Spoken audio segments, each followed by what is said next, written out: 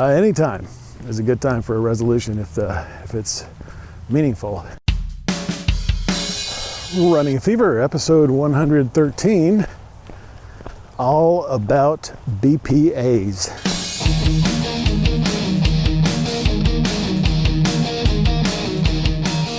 Welcome to the show. My name is Michael Davis, your host. And I do this show to document my journey to longer life and better health. I love my life and I want to make it last as long as possible. If you feel the same way or want to, then come on along. We'll get there together. That's what this show is about. Being healthy, living longer, and loving life. Came out today, Thursday afternoon, December 13th, 2018. Started about 4 o'clock. Had some trouble getting started, various little things, but not too far behind.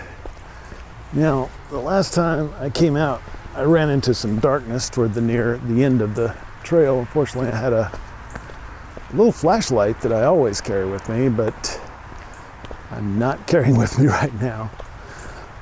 However, I did bring my Cyclops headlamp, which I will put on pretty soon. In fact, I think I'll put it on right now. All right, so I've got the Cyclops headlamp on so that I will be visible. But what I did was I improvised. I had this little flashlight. It's always good to carry a flashlight around. It comes in so handy. That and my pocket knife. And I just, after a couple of people passed me in the dark, including 2 bicycles, I decided I would take it out and just flash it every now and then to give notice to anyone that I was there so they could avoid hitting me. But tonight I got the real equipment. It's cool, but not that cold once you get warmed up. I did not wear the extra layer, but I do have both of my knee compression sleeves on right now. And got, it's fashion department. I have a bright yellow base layer on, but since it's a base layer, not much is visible under my 2009 Red Sox hoodie. If you want a Red Sox hoodie, you can go to runningafever.com and click on shop. That'll take you to a page with just about everything I mentioned on the show. And if you buy it by clicking on that link, you can help the show without paying any more money than you otherwise would. So do that. And in fact, you can go to Amazon and buy just about anything. As long as you start from Running a Fever, you'll be helping us out. It fits me like a mini dress now. I mean, it's that big. I had no idea that I would shrink this much. I thought, well, I'll just get leaner and I'll still have these big shoulders and all this stuff, and I'm getting smaller, I look like Kiefer Sutherland more and more, even though he's blonde. We're both getting gray. But he's the same height as me and much lighter and pretty much the same age too, actually. So I just, speaking of the website changes, I wanted to let you in on that. I had some listeners that said, some podcasts will take donations and, why don't you do that? And people would, be glad to help you by donating to your podcast. And actually I've always had that available. It's a site called Patreon, and it allows you to pledge a certain amount per episode. So every time, if I don't release any episodes, you never pay. But with every episode I release, you donate a certain amount from your credit card or PayPal or whatever. So that's available. I have put a link in the menu bar at runningafever.com. So it's a little easier to see, and of course I'm talking about it.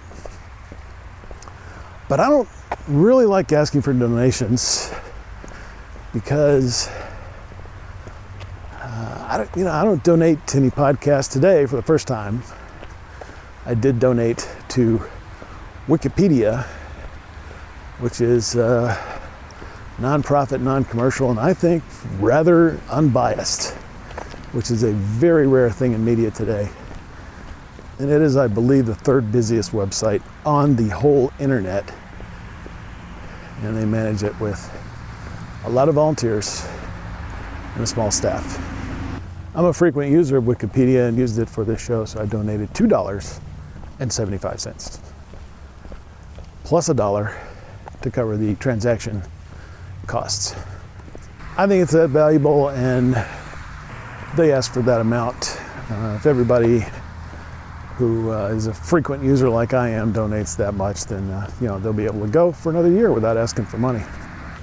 I have actually donated to a podcast in the past. It was actually a radio show that also produced audio files, and when podcasting came along, they became a podcast because I believed in their message. And fortunately, I just didn't I was really into it, listened every day. The show came out every day. It was a radio show. And when I stopped listening to it, I figured, well, I probably shouldn't donate money to something that I can't listen to. So I started doing other things. And their program was Advertise, Market, and Promote. They called it the AMP program.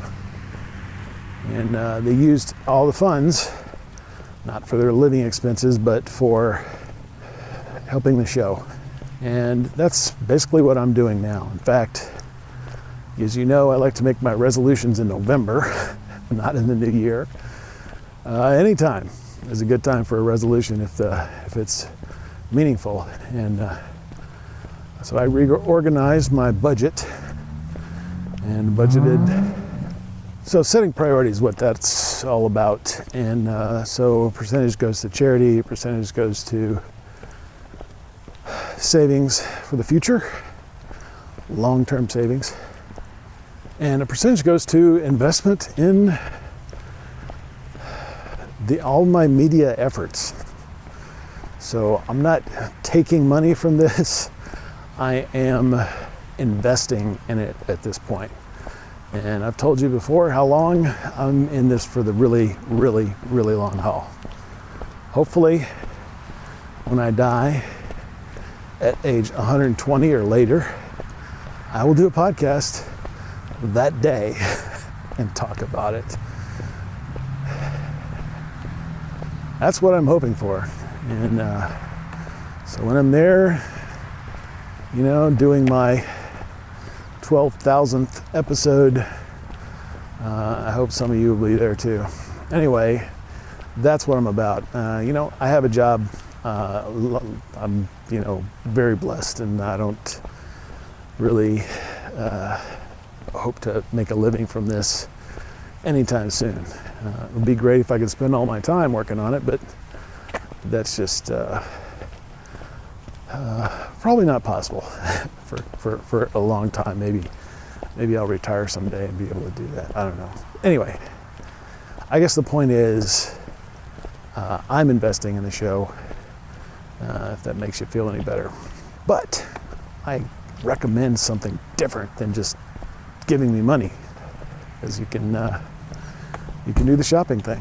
You can go to Amazon. Whatever you buy on Amazon will help me out if you go to runningafever.com, click on shop, click on Amazon. That is the best way to do it. So everything I talk about on the show, all the fashion apparel items, all the supplements I take are out there. Some of the food items I'll have on there. And books that I talk about will also be available on that page as specific links. But like I said, you can go to Amazon. Top link on that page will take you to Amazon with my specific code, meaning that whatever you buy, part of that will go to help Running a Fever and my other media activities. Enough about that. Let's get into the meat of the show. Many of you have probably heard of BPAs, and I thought it was a pretty important topic. I've been concerned about it. The bottles that I use to drink water out of probably are made from BPA. And it's widely known there are suspicions about it. I've had at least a couple of people tell me not to reuse bottles, that they will break down and, the toxic substances will enter my body. So I wanted to find out the real deal about this. And so I did a little research today, partially on Wikipedia, which I will reference in the show notes. Also went to the FDA's website. And that's when I donated to Wikipedia for the first time. What is BPA? It is Bisphenol A, also known as BPA, is a chemical. It is actually one of the most common industrial chemicals in the world. Very voluminously produced. I don't know if this is a new thing, because I saw these the other day. I just saw two of them. It's a bicycle that you propel by moving the handlebars back and forth. And these people apparently own these bicycles because they just are heading towards a private residence. They're not just cruising around like they rented it. So interesting new development. All kinds of vehicles out there, new and innovative. BPA is used to make clear, tough plastic, like you see in all manner of containers. You see them in CDs or DVDs. There's an epoxy made from BPA that's used to line some food containers and water pipes. So, why are we talking about this? Well, there's kind of a controversy over it.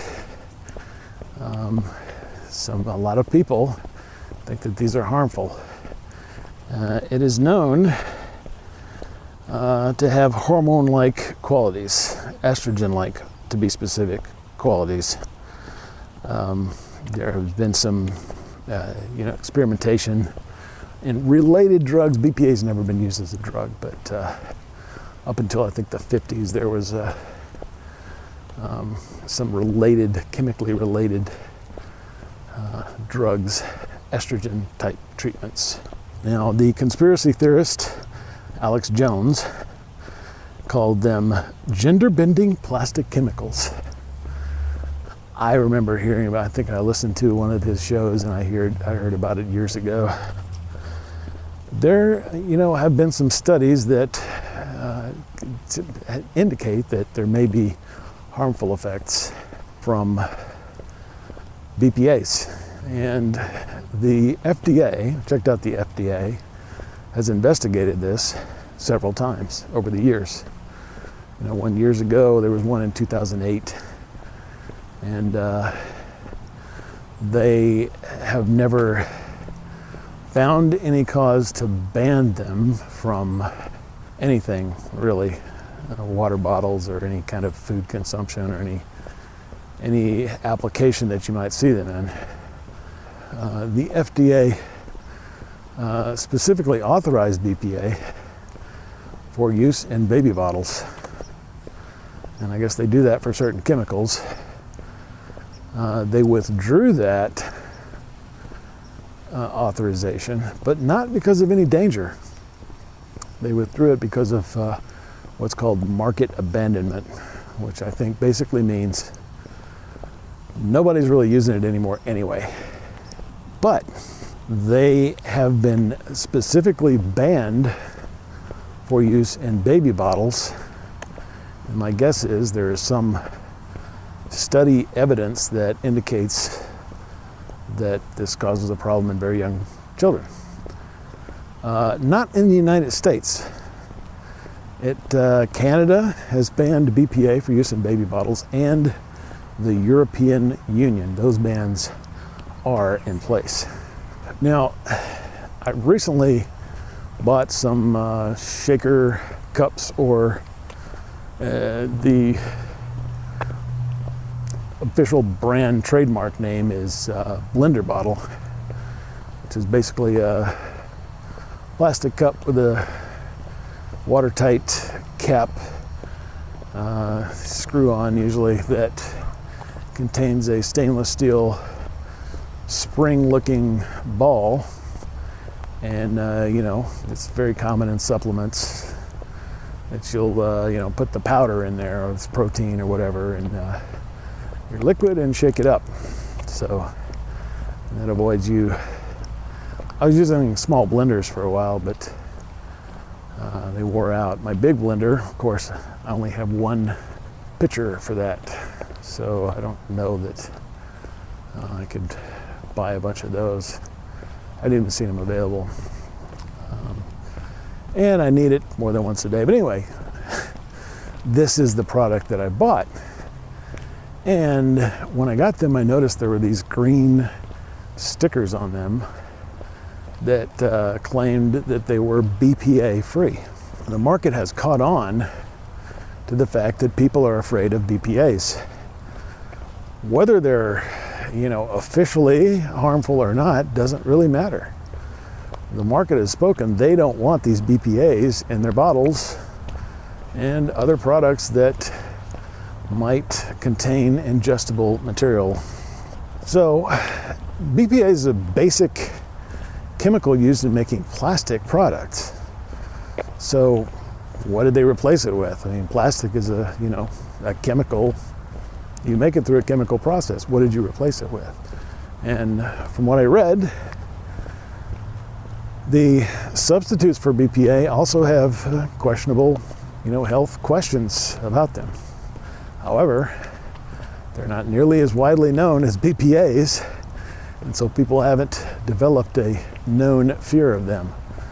Thus, the BPA-free marketing campaign. What's the bottom line? You can make your own decision. You know, look at the studies.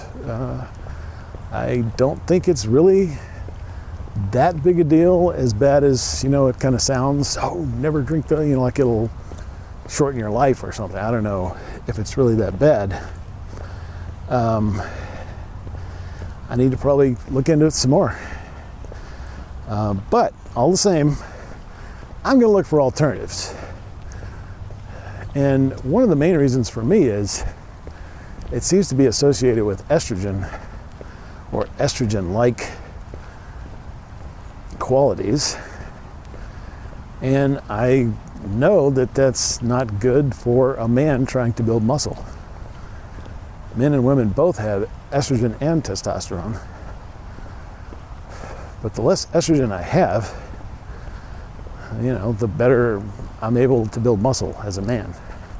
Probably is just not even entering the picture statistically, but still, I think there are alternatives, and I'm probably going to look for them. But for now, I mean, I came here today and I drank out of a clear bottle that most likely was made using BPA, Bisphenol A.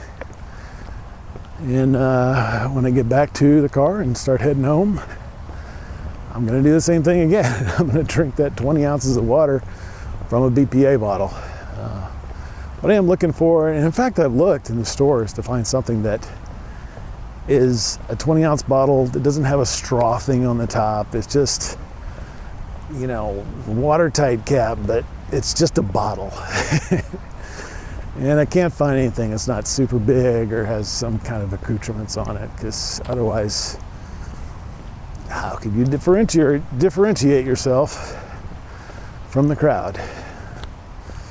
So it's been hard to find something that's as convenient as the reused juice bottles that I've been using that are clear, rigid, durable, the kind of thing that can survive a trip through a snack machine, a drink machine, vending machine.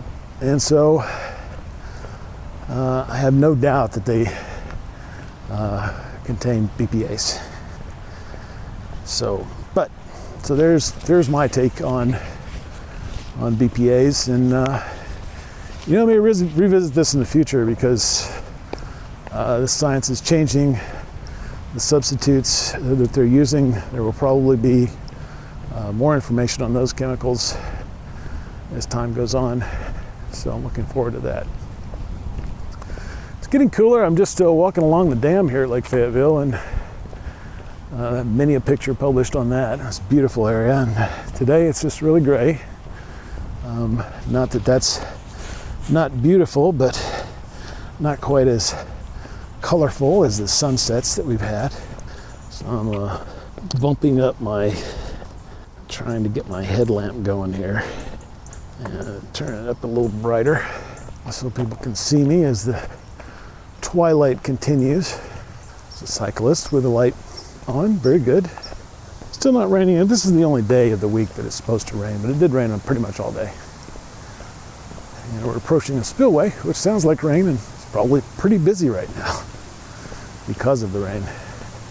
A little uphill section here as I move away from the spillway and towards Veterans Park up ahead. Guy looked like he had some electric pants on or something, some light coming through. Pretty quiet in Veterans Park tonight. Of course, there was one parked car, and it's still a mystery to me when people come here and just park. And I do understand how you could come here by mistake, because I think I've done that before. You know, you turn up on Vantage Drive and it's got all these businesses along it, you don't expect it to end, and then, you know, it ends in a park. So that's a good reason for people driving around in here, I guess.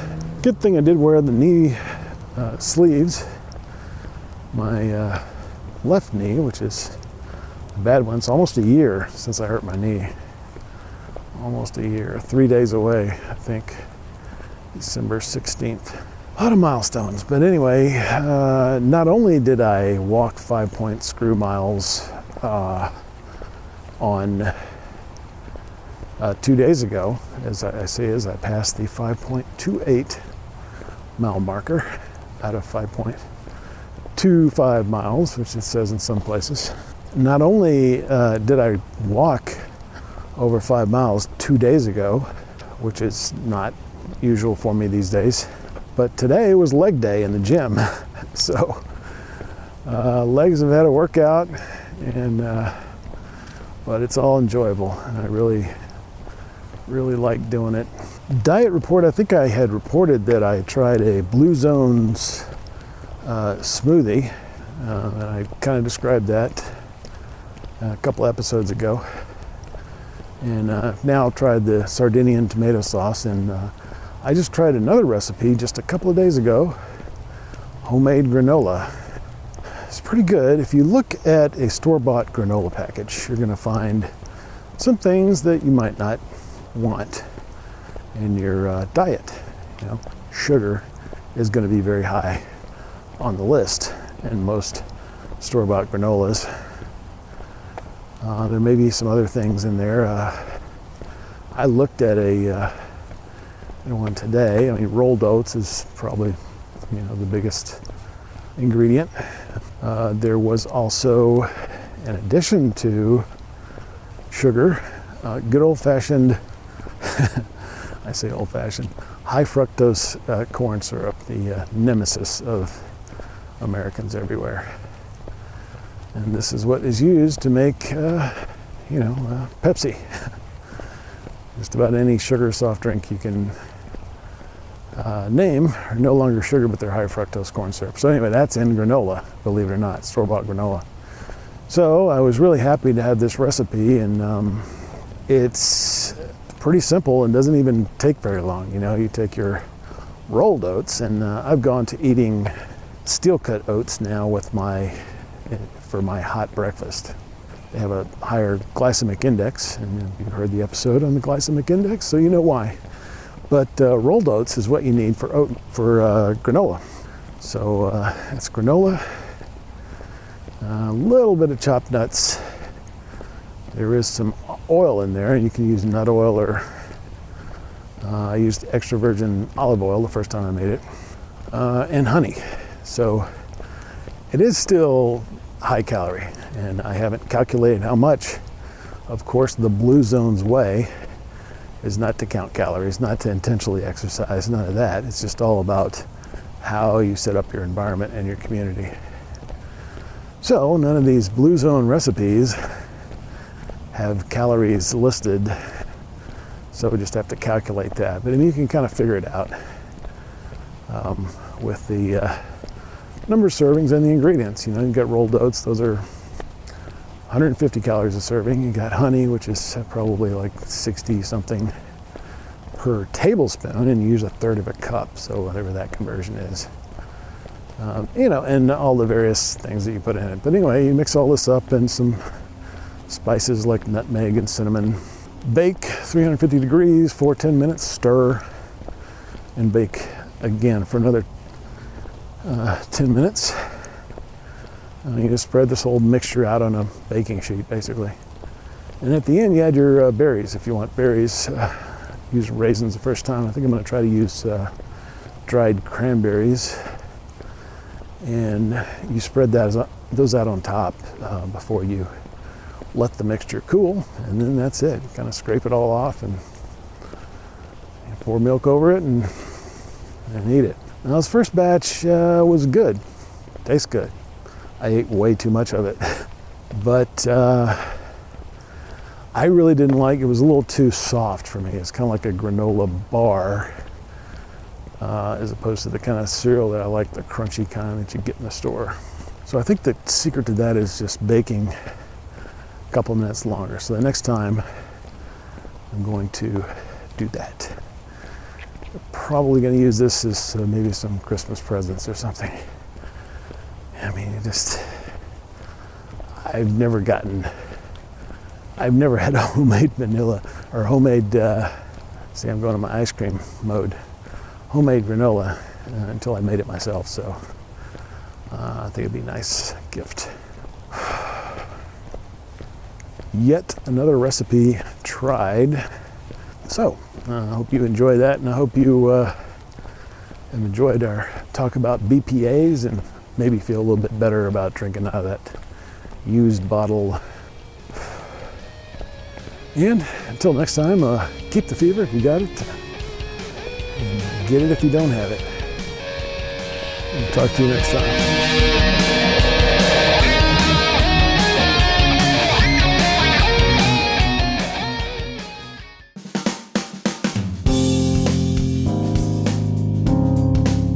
This is the Padua Podcast Network. PaduaMedia.com.